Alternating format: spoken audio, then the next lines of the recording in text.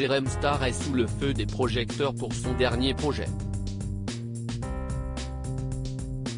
Le 6 octobre 2022 est paru son livre Survivant des réseaux sociaux, aux éditions Hugo Doc. Un ouvrage dans lequel il revient sur les accusations de pédophilie dont il a fait l'objet, à tort. Pour l'occasion, le Parisien l'a rencontré et est revenu sur son combat. CIST notamment grâce aux réseaux sociaux que Jérémy Gisclon, de son vrai nom, s'est fait une notoriété dans le monde de la télé-réalité il y a quelques années. Il proposait des interviews ainsi que des scoops sur ses comptes officiels. Mais CIST aussi sur ce terrain que sa vie est devenue un véritable enfer.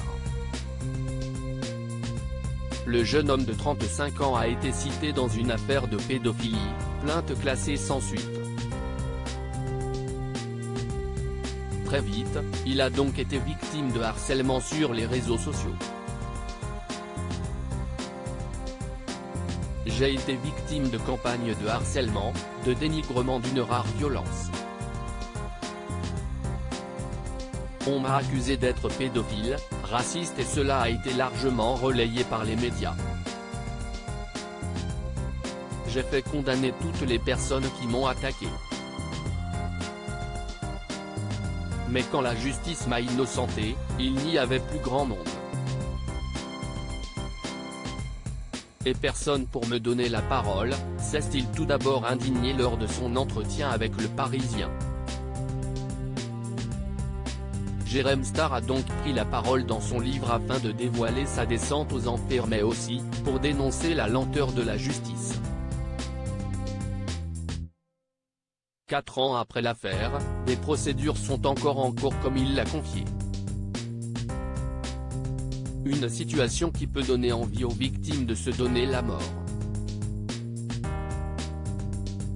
J'y ai moi-même pensé mais je suis quelqu'un de positif et cela m'a permis de tenir. Il était aussi hors de question que je me tue pour des gens qui ont déjà tué une partie de moi-même.